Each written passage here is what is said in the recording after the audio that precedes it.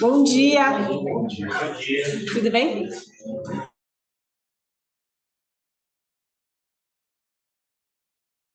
Tem que começar a gravar.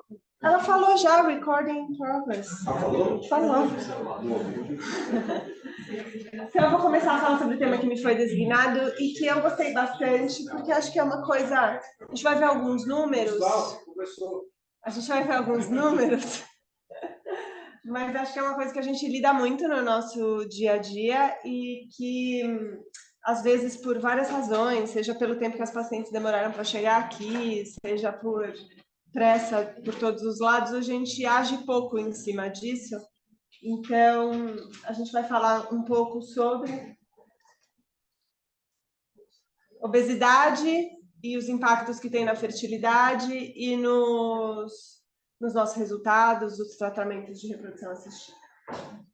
Então, primeiro, eu acho que esse número é um número muito impactante, é um número recente, de 2022, da Sociedade Brasileira de Cirurgia Bariátrica e Metabólica, que 6,7 milhões de pessoas no Brasil são obesas. E esse número ele só vem aumentando rapidamente, exponencialmente, e houve uma piora muito importante desse quadro por conta da pandemia de Covid. Então, a gente está vivendo na verdade, é uma pandemia também, né, porque é mundial, mas o Brasil é um quadro de epidemia de obesidade mesmo. A gente tem esses dados também de 2022, que 2% da população brasileira é baixo peso, 31% está no peso adequado, a gente tem 34,6% de sobrepeso e 31,9% de obesidade, sendo a maior parte obesidade leve. Mas isso perfaz 66,5% dos brasileiros com sobrepeso e obesidade. Então, é um impacto muito grande, porque a gente sabe o que essa alteração da composição corporal causa em relação a doenças cardiovasculares, em relação à dificuldade de movimentação da pessoa, em relação até a risco de vários tipos de câncer. Então, já existe esse impacto no longo prazo na população, mas a gente vai falar um pouquinho mais sobre o impacto da obesidade na fertilidade humana. Então, começando a discutir pelo lado da mulher. Então, o que a mulher obesa traz de desafios para a gente na reprodução humana, mas também na obstetrícia, né? Quando a gente pensa numa mulher em sobrepeso e obesidade, a primeira coisa que vem na cabeça de quem faz reprodução humana é um ovário desse jeito. É um ovário policístico, e isso tem um sentido. A gente está falando de 50% das causas de infertilidade sendo relacionadas a causas ovulatórias, sendo relacionadas a causas inexplicadas, e uma porcentagem grande dessa população, ela está associada à obesidade. Então, é um número muito grande de pacientes que a gente atende aqui diariamente com ovário policístico, com síndrome de ovário policístico, anovulação crônica e associado ao diagnóstico de obesidade. Mas não é só isso, né? Não, antes disso, eu queria explicar um pouquinho sobre o impacto da obesidade e o porquê que a gente tem na obesidade um risco aumentado de anovulação crônica. Então, a gente está falando de um aumento da resistência à insulina, de uma hiperinsulinemia, que causa aumento da produção ovariana de andrógenos. A gente tem um aumento da aromatização periférica, que vai impactar na secreção de gonadotrofina, uma redução da SHBG, do hormônio de crescimento, da proteína ligadora ao fator de crescimento semelhante à insulina e um aumento da leptina. E isso tudo vai causar uma alteração da neurorregulação do eixo hipotálamo, hipófise e ovário. Então, por trás dessas alterações, a gente tem a anovulação crônica. Mas não é só isso. Existem várias evidências, essa é de 2017, mas a gente tem várias evidências mostrando que a obesidade impacta não só no fator ovulatório. A gente encontra um ambiente folicular alterado, então a gente tem uma piora da qualidade dos óvulos por conta desse ambiente folicular alterado. Então, a gente tem no líquido folicular um aumento de insulina, de triglicerídeos e de marcadores inflamatórios no próprio líquido. E a gente vê nessas pacientes uma pior resposta à indução de ovulação, tanto com indutores via oral quanto com indutores injetáveis, necessitando então de maior dose, ciclos mais longos, a gente tem menos ócitos captados e uma maior taxa de cancelamento consequente a tudo isso. Além disso, a gente está falando de alteração no ósseo em relação à questão genética mesmo. Então, a gente já tem alteração no próprio alinhamento, na placa metafásica. A gente tem, além disso, uma piora na função mitocondrial no ósseo, então uma alteração desse metabolismo energético no próprio óssito. E a gente precisa pensar o que é a lipotoxicidade, que é a principal causa de piora da qualidade ocitária. Então, a gente está falando de um excesso de ácidos graxos livres, eles têm um efeito tóxico em todos os tecidos reprodutivos, que podem levar a danos celulares e trazem para a paciente obesa um estado inflamatório crônico. E isso por conta das espécies reativas de oxigênio, que estão sempre aumentadas nessas pacientes. Essa lipotoxicidade, ela afeta o óvulo, fazendo tudo aquilo que a gente estava conversando, mas também existe evidência suficiente que essa lipotoxicidade afeta o próprio embrião. Então, esse processo de inflamação crônica aumenta ou reduz a qualidade embrionária e reduz a chance dessa paciente de engravidar.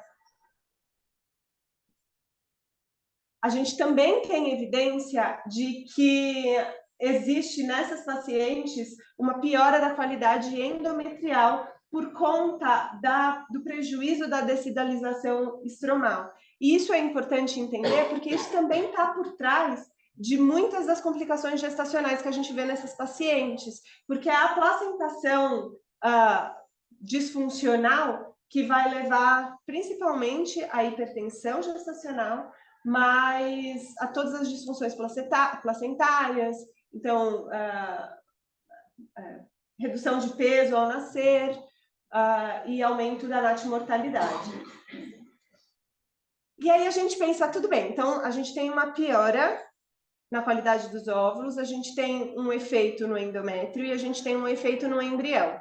Mas e aí? E aí, então, a gente tem alguma coisa para fazer em relação a isso? Quando a paciente chega para a gente numa clínica de reprodução assistida, vale a pena esperar? Vale a pena a gente agir antes de induzir, agir antes de transferir? Então, eu trouxe essa revisão, que ela é uma revisão de agora, de 2022, que pensa em revisar as estratégias de redução de peso antes da concepção, a perda de peso prevista e o tempo que cada uma dessas intervenções poderia levar no atraso para o tratamento. Ele avalia 3 intervenções, então a mudança de estilo de vida, intervenções medicamentosas, aí ele vai falar de orlistat, vai falar de Ozempic, todos os outros que mexem na GLP-1, e fala de intervenções cirúrgicas também. O que ele conclui é que as intervenções medicamentosas e as intervenções em estilo de vida a curto prazo levam uma perda menor de peso, de 2 a 9 quilos, e a gente está falando de 4 a 6 meses de intervenção. Então, a gente está adiando 4 a 6 meses qualquer tratamento que a gente tem para propor para essa paciente. O que ele encontrou foi um aumento principalmente na concepção natural. Então, a gente resolve o problema ovulatório de várias pacientes, mas não parece que aumenta a taxa de gravidez por ciclo, taxa de nascidos vivos, quando a gente está falando tanto de coito programado, quanto de inseminação, quanto de FIV. Então, essa intervenção, num curto prazo, atrasando 6 meses de tratamento, a princípio pode aumentar o número de pacientes que concebem espontaneamente.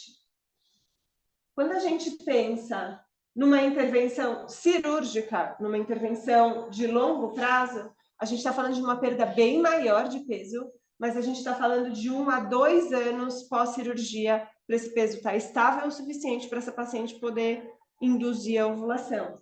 Então, é um tempo muito prolongado. Aí, exatamente porque é necessário, então, adiar as tentativas até que a perda de peso seja estável. E aí, isso, com certeza, pode piorar muito as nossas taxas de sucesso. Então, mais uma vez, o que eles encontraram quando a gente está falando de intervenção cirúrgica foi um aumento das concepções espontâneas e que pode aumentar a taxa de nascidos vivos na FIV. Mas, em contrapartida, a gente tem uma perda muito grande de tempo, 1 a 2 anos, que é tempo demais.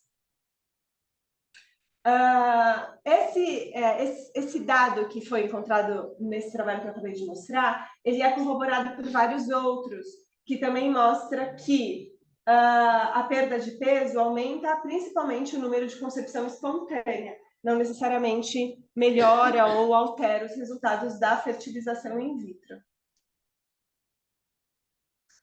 Existem trabalhos mais recentes também falando sobre essas intervenções medicamentosas, pensando principalmente esse trabalho que eu trouxe na liraglutida, mas em pacientes obesas com ovário policístico. Esse é um pouco mais específico. E aí, ele é um estudo prospectivo randomizado, e ele fez uma comparação entre duas intervenções. Uma foi a metformina isolada, e outra foi metformina com doses baixas de liraglutida por 12 semanas. Então, uma intervenção um pouco menor do que a cirurgia, por exemplo.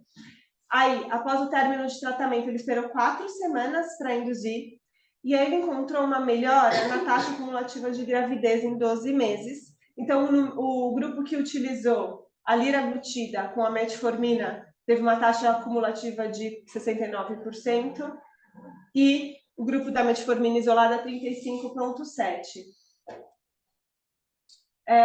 E a taxa de gravidez por transferência também foi mais alta no grupo que usou a combinação das duas medicações. Então, a conclusão do trabalho é que a liraglutida e a metformina foi superior em relação à taxa de gravidez em pacientes obesas inférteis com ovário policístico. E os dois grupos perderam peso. Mas é importante entender, eu trouxe isso para a gente não esquecer mesmo, porque às vezes a gente está no batidão e não presta atenção nisso, a gente precisa de 21 dias de suspensão dessas medicações antes de poder levar essa paciente para sedação. Então, sempre perguntar para pacientes, principalmente aquelas mais que já chegam com um monte de medicação, já chegam com um monte de intervenção, e discutir isso, que precisa esperar esses 21 dias para a sedação ser segura.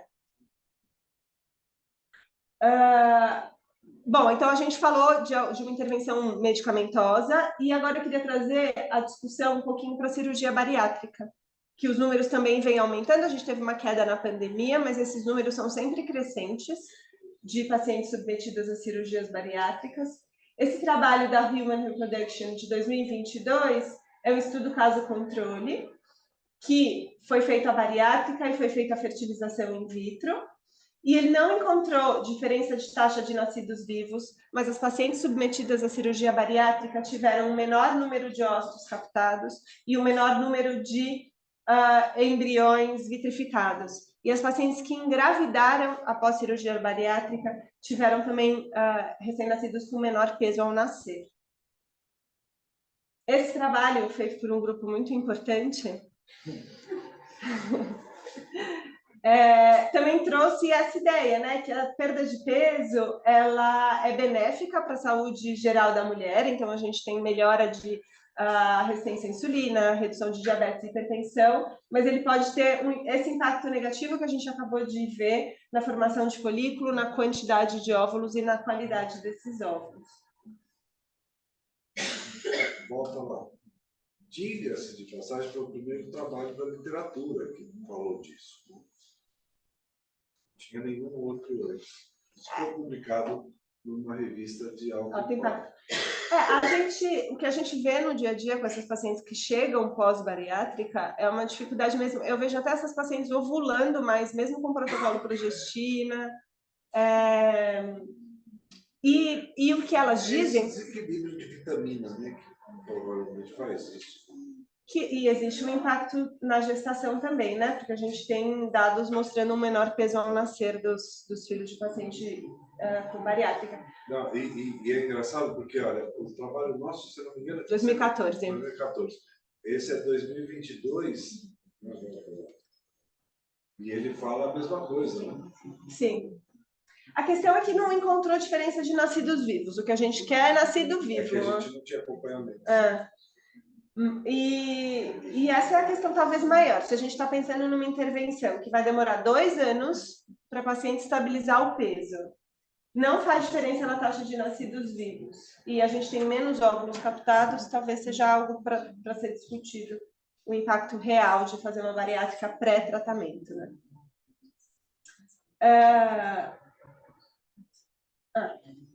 Eu trouxe esse daqui também, que é de 2017, porque tem uma tabela que eu achei bem interessante, que discute exatamente isso, os efeitos das cirurgias bariátricas nos desfechos maternos e nos desfechos fetais. Então, a gente tem realmente uma redução de diabetes gestacional e de hipertensão gestacional, da mesma forma que a gente tem de diabetes tipo 2 e de hipertensão crônica. Então, a questão clínica melhora. E o risco, consequentemente, menor de pacientes que têm pré-eclâmpsia. Mas a gente tem também um aumento de bebês PIG, né, pequeno para a idade gestacional, com baixo peso ao nascer, e que entram em trabalho de parto prematuro.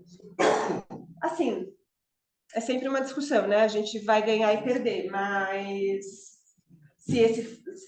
talvez esse não seja a única coisa que a gente consegue fazer para essa paciente, para ajudar a reduzir diabetes gestacional, hipertensão e pré-eclâmpsia. Bom, agora pensando um pouquinho na obesidade masculina e no impacto que ela pode trazer para os nossos pacientes. Às vezes a gente fica muito focado na mulher, e isso acontece muito nas consultas, que às vezes a gente começa a chamar a atenção da mulher e discutir dieta e todas essas coisas, e o marido está lá do lado, não faz absolutamente nada. E muito pelo contrário, né? Ele quer comer o hambúrguer dele e não... e ela vai ficar comendo a saladinha do lado. E não é real que o impacto é só na mulher, então isso é algo para a gente também trazer e discutir. Esse trabalho que também é nosso, também é de 2014, a gente também mostra que os pacientes, principalmente a circunferência abdominal, então tem um impacto do IMC, mas tem um impacto maior do aumento da circunferência abdominal, que reduziu a motilidade espermática, e a gente também tem um menor volume de ejaculado. Então tem um impacto da obesidade na qualidade seminal. Esse trabalho de agora, de agosto de 2023,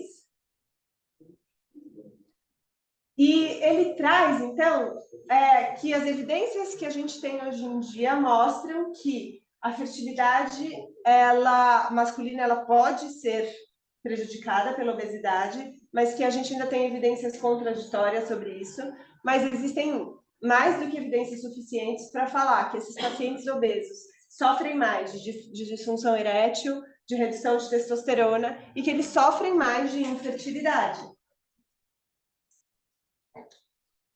Foi encontrada, então, uma relação inversa entre IMC e testosterona. Então, quanto mais alto o IMC, menor a testosterona.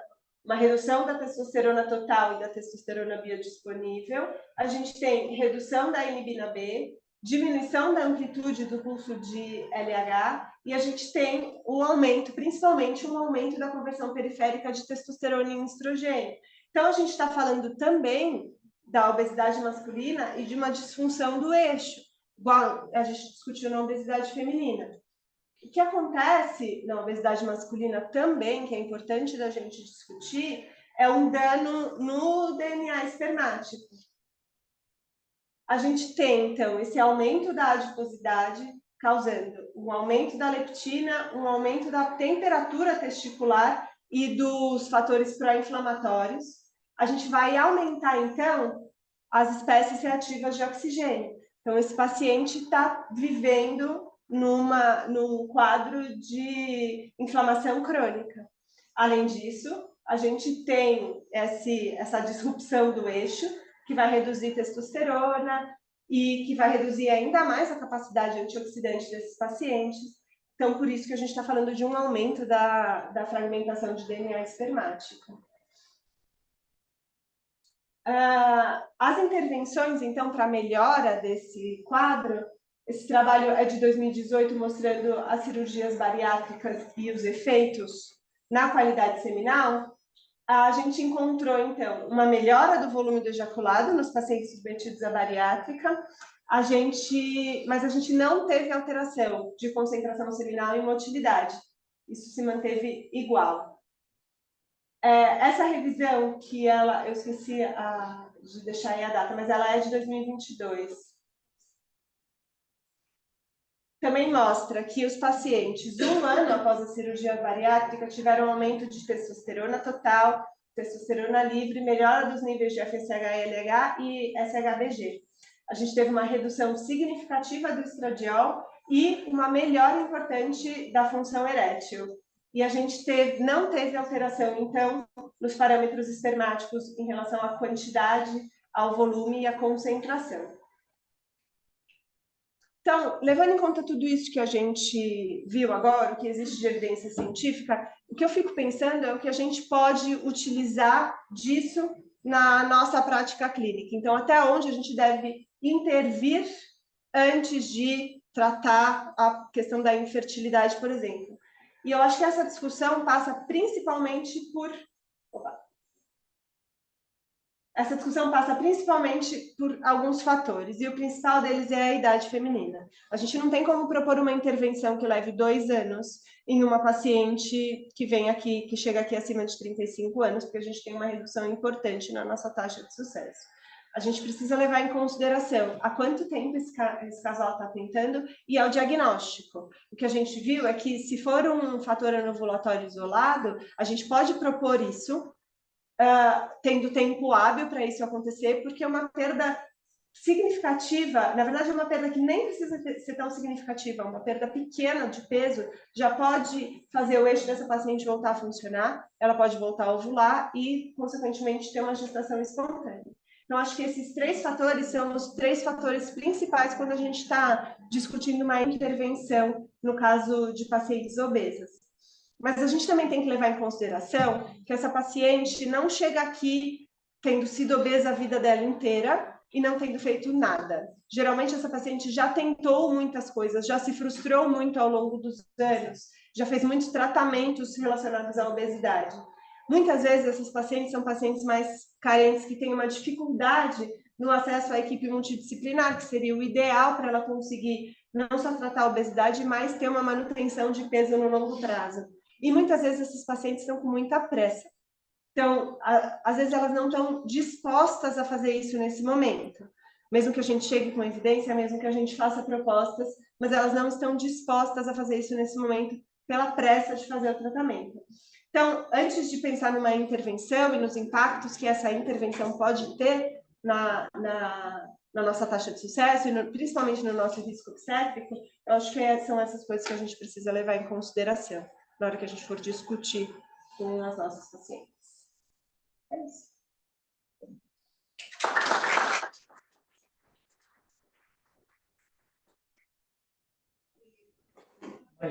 Imagina misturar a aula anterior dos desreguladores endócrinos com a obesidade. Né? Desculpa, Marilyn, fala. Eu não ouvi o que o Vladimir estava falando. Não, pode falar. Em todos os trabalhos que você fez na revisão, eles contemplaram em algum momento a questão que você mencionou agora no final, psicológica do paciente. Porque quando a gente vê os dados, isso é muito claro, são muito reais.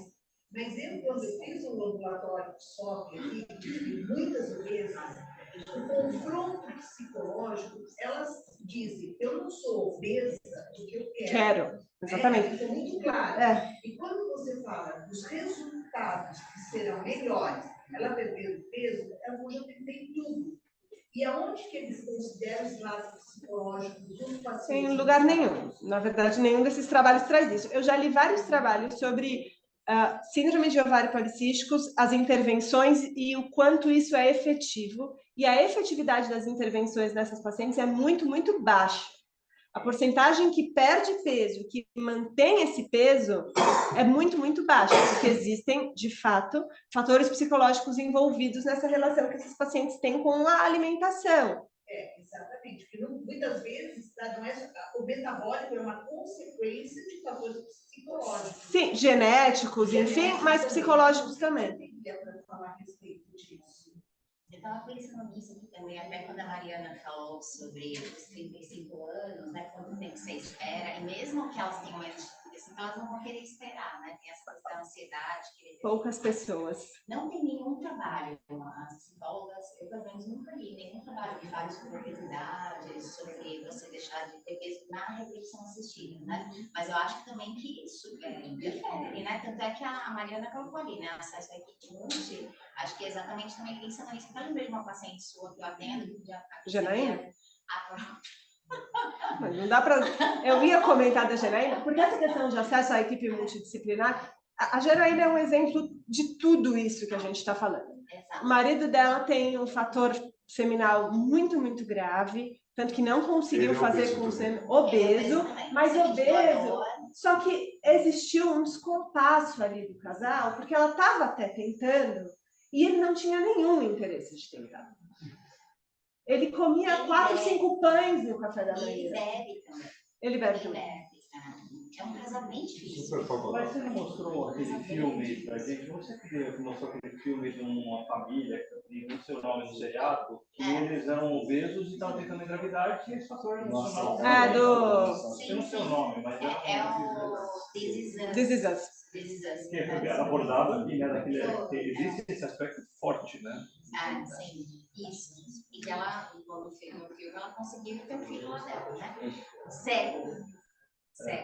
Mas o exemplo da Janaína é um exemplo importante dessa questão da equipe multidisciplinar por conta de tudo isso, mas também por conta de falta de informação dela. Eu estava fazendo uma consulta online com ela estava na casa dela, ela tinha uma HB glicada de 7 alguma coisa, não melhorava, ela falava, mas eu não como nada. Aí ela pegava o chocolate. Não, mas ela toma muita Coca-Cola. Mas não é só isso. Quando grávida, Não, mas o que ela estava... Existia uma questão na Janaína que era muita falta de informação. Ela falava, eu parei de tomar Coca-Cola, estou tomando suco. Aí eu falei, Jana, me mostra que suco você está tomando. Qualquer um tem açúcar pra caramba. Aí estava lá escrito, não, mas não era suco. Era tipo bebida de fruta, sabe? Aquelas coisas que não pode chamar de suco porque não tem porcentagem de fruta suficiente. E aí seria lá, tipo, primeiro ingrediente água, segundo ingrediente açúcar. Eu falei, você está trocando 6 por meia dúzia. Mas a falta de informação está piorando. É que ela estava com Coca normal, ela não gosta de Coca zero. E essa questão, ela é um exemplo muito bom, porque a falta de informação completa da paciente. Uma coisa de educação, de familiar, né? Então, às vezes não adianta a gente pensar em um monte de intervenção, porque... Tem um outro fator aí que a gente tem que lembrar, que não é só psicológico, né? Tem uma região chamada PONC, que ele é lesionado no obeso. Então, a sinalização da glicotina da grelina, ela não faz o nível que faz com que tenha saciedade. Então, a gente acha que às vezes é só uma questão de boa força de vontade. Não. A pessoa está comendo e ela está com fome, porque não sinaliza. Então, tem essa questão, por isso que esses tratamentos de curto prazo são difíceis. E outra coisa, que esse eu descobri faz pouco tempo e me chamou a atenção. Você pega lá o último guideline, né? Prevente desse ano de sol. Está lá, que a dose máxima de metformina pode chegar a 2,5 gramas. A gente vai fazendo de 1,5 a 2, vai fazendo com essas pacientes. Só que quanto maior a dose de metformina, menor a concentração de vitamina B12. E a vitamina B12, que, por exemplo, eu nem sabia dosar isso, eu nem sei quem faz o manuseio, não tem guideline para isso. Ela tem um papel direto no metilfolato, na metabolização do DNA. O que a gente está fazendo? A gente toca a pau na metformina, pede para tomar ácido fólico. Nessas pacientes que já têm alteração de qualidade ossária, que já têm alteração de placa metafásica, que já têm alteração de um monte de coisa relacionada à formação do próprio embrião. O que eu ia falar é o seguinte... E não aumenta a quantidade de ácido fólico que a gente está dando. Também não aumenta, e eu acho que a gente não está dando vitamina B12. Talvez foi a única aplicação que eu vejo prática da vitamina B12, que até então eu não sabia. Quando a gente for usar metformina, altas doses... com vitamina B12. Tem que entrar. ou pelo menos um complemento, um suplemento de ácido fólico que tenha vitamina B12. Por isso que às vezes aparece lá e a gente não entende, acho que é só mais um. Mas eu acho que tem que dosar a B12, né? Porque B12 bem alta também está relacionada com o transtorno psíquico, né? A nutricionista da Nestlé ela falou isso. Eu conversei com ela e falou assim: dosa, baixo, repõe. Mas o uso contínuo, agora sim, as reposições para tempo é muito baixo, a gente tem que ter mais do que 100, 200 por dia, e a reposição ela faria só no caimento.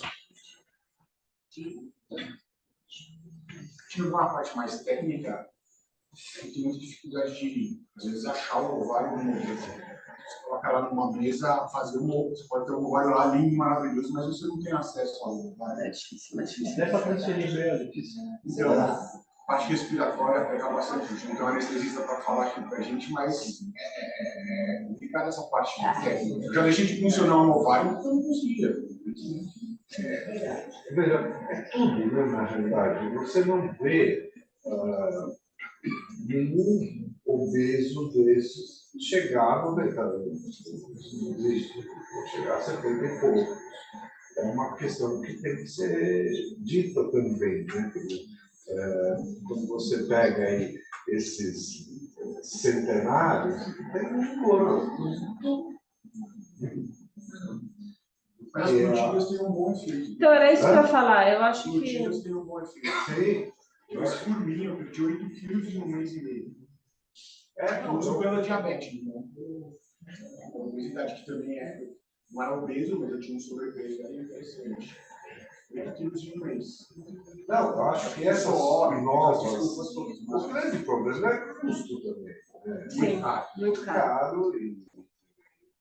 Não é E tem qualquer um da indicação também, população. né? Tem indicação, porque o pessoal estava usando indiscriminadamente também. Eu continuo usando isso. Continua. Chegou a ter falta na farmácia, né? R$1.000 ainda. De coisa. Provavelmente falta na farmácia.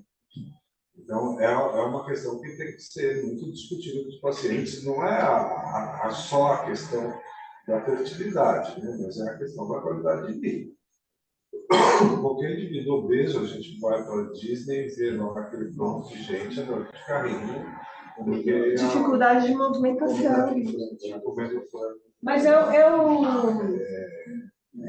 pensando em todas essas coisas, eu acho a obesidade uma das coisas mais difíceis da gente lidar com todas as pacientes, mas com as nossas pacientes. Exatamente porque qualquer intervenção leva tempo, exatamente porque os impactos no longo prazo são muito importantes. Eu estou com casos que eu não consigo preparar o endométrio. Eu estou com embrião, foi difícil tirar tudo, o paciente é bem obesa, baixinha, bem obesa. Eu não consigo preparar o endométrio. Eu não consigo, já fiz de tudo, não consigo preparar o endométrio.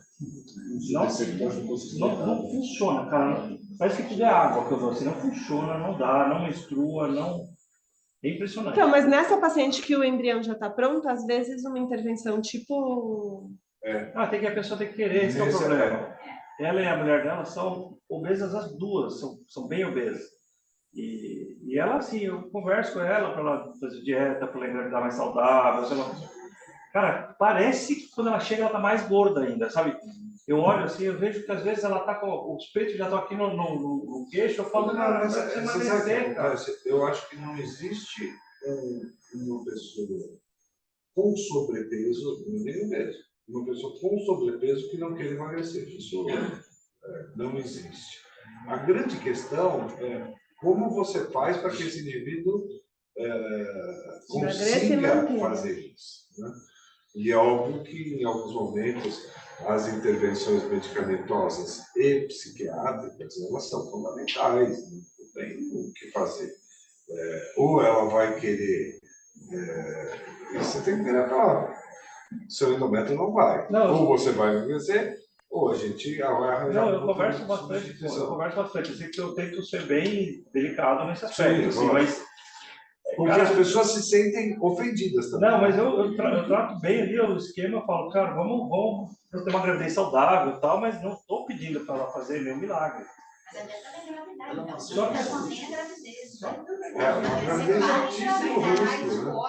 O desejo de obesidade é mais forte, a resistência a perder peso do que um desejo de engravidar. Agora, essas pacientes que precisam, talvez o balão seja uma alteração. Então, nenhum dos trabalhos que eu achei falava de balão. Então, eu posso falar de uma experiência pessoal, que não é evidência científica. Eu tive uma paciente, você fez o ultrassom dela a primeira vez, é uma paciente jovem, médica, que tem um teratoma enorme no ovário direito, era vírgula, tinha que fazer o ultrassom abdominal. Ela pôs o balão, a gente induziu uma vez com o balão. Uma porcaria. Acho que eu tô 4 horas. Uma porcaria, um ovário enorme. Mas ela já tinha perdido quanto de peso? Muito, muito, porque quando eu falei com o Valdemar, eu falei, é uma meio obesa e tal. Ele falou, não, ela tá super magra. Tinha perdido muito peso. Mais de 10%. Muito. Não, mas aí ela comeu uma jaca. Dela, né? Aí ela comeu uma jaca e aparentemente a jaca é muito gosmenta, ela gruda no balão e levou o balão. Teve que tirar. Teve que tirar. É sério, ela comeu a jaca grudou no balão e levou o balão. Conhecimento científico super importante. Quem tem balão não pode comer jaca. Mas enfim, levou o balão, teve que fazer uma endoscopia, tirou o balão, induzir de novo sem balão. Ela já até ganhado uns 2, 3 quilos de volta. Induzir de novo sem balão. 14 óvulos. Mas veja, o recrutamento, você pode ter diferenças de recrutamento. Eu fiz mais 2 ciclos, os 2 com 14. Não, então. Ela tem tipo 28. Mas 32, o distúrbio metabólico dessas coisas, talvez seja isso mesmo. Quer dizer, mesmo na cirurgia bariátrica, você dá um tempo para ver se, mesmo recuperando um pouquinho de peso, ela consegue recuperar esses oligoelementos também, né? Que é uma coisa que a gente não sabe, por exemplo, do balão, quanto que isso foi impactado, né, no microambiente folicular.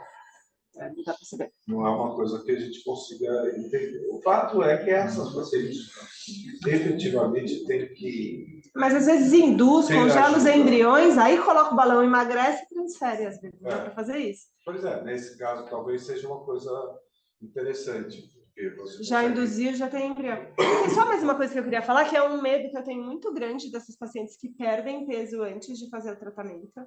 As pacientes passam uma vida inteira restritas. Apesar delas terem esses binge eatings que elas comem absurdo, elas passam a vida inteira psicologicamente restritas.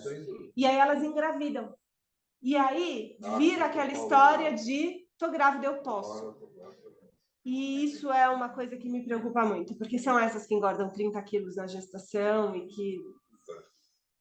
negócio catastrófico. É um problema monstruoso, né? Porque até para cirurgia mais difícil, para o parto normal mais difícil, a gestação com hipertensão, com diabetes gestacional, com todas essas questões. É um problema. E o ideal seria que... E o número é assustador, não é? Tem crescido cada vez mais.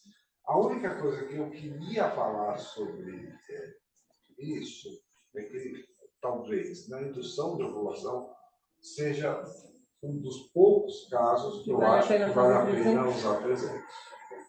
Toda vez que a paciente estiver aí acima de 33, eu diria que é obrigatório usar presentes. Entre 30 e 33, talvez seja uma coisa para se pensar, né? Mas eu acho que é uma situação que vale a pena aumentar a dose, porque efetivamente a resposta é ruim dessas pacientes. Lógico que a gente sempre está aí nessa dúvida por conta de ovário policístico, desses pacientes e tudo mais. Eu acho que vale a pena a gente pensar sempre em investir um pouquinho mais. Eu não usei. Também não. Então, mas os trabalhos mostram que mesmo com indutor via oral, na obesidade, tem uma pior resposta. Não, mas em conjunto. Conjunto, não achei nenhum. Mas é uma coisa talvez interessante. Essa conversão periférica vai se alterar, né? Vai diminuir o ovariano, né? Mas não o periférico. Periférico não. Mas é uma coisa para Eu você sou uma pensar. cidade no periférico também. Mas você converte pouco em estadual, né? Uma visa. Pensando. Você converte em estroa. Que é fraco, mais fraco que o estadual. Não sei. Eu acho que é uma coisa para se pensar, eventualmente. Mas que esse número é impressionante, eu achei muito impressionante. Então, oi? Ah, então. Eu cada vez mais acho que tem que fazer tudo. Cada vez mais. Na verdade, eu acho cada vez mais de todo mundo, porque não é uma coisa que impacta de forma significativa no Custo. E Se você não faz e dá alguma coisa, você fica pensando, putz, devia ter feito do por trigo. gosta? Eu gosto. Bom, acho que o tema é super importante, infelizmente é o nosso dia a dia, o ideal seria que a gente tivesse tudo no 22, né? Mas, Abaixo de infelizmente, 25. É? Abaixo de 25, tá bom. Todo mundo- Mas todas as mulheres com 22 querem perder mais 3 quilos. Né? 22 tá bom. Tá bom, só perder. Né? E é isso. Gente, algum caso para discutir? Não tenho uma imagem Daquelas para te suas mostrar. desgraças? Não tem? Tenho, posso te mostrar, mas eu não estou com a imagem no computador. O meu aparelho saiu, então. Ainda não voltou. Não, Só tenho. ela mesmo, para todo mundo transferir. Nada, sendo que eu fiz o teste antes. Se eu não tivesse passado o espéculo, eu ia ter ficado com peso na consciência, na transferência. Não, ela tinha um mioma no colo, e aí eu coloquei ela no ultrassom, passei o catéter. Falei, tá aí, ó, passa, tá tudo bem. Aí, de repente, não mais que de repente, passamos o espéculo na transferência. Daniel, você passou bem de Covid? Graças a Deus, tô bem recuperando. É o terceiro que você pega, né? Oi? Você já pegou 3 vezes, 2 vezes. E a segunda? Ele é.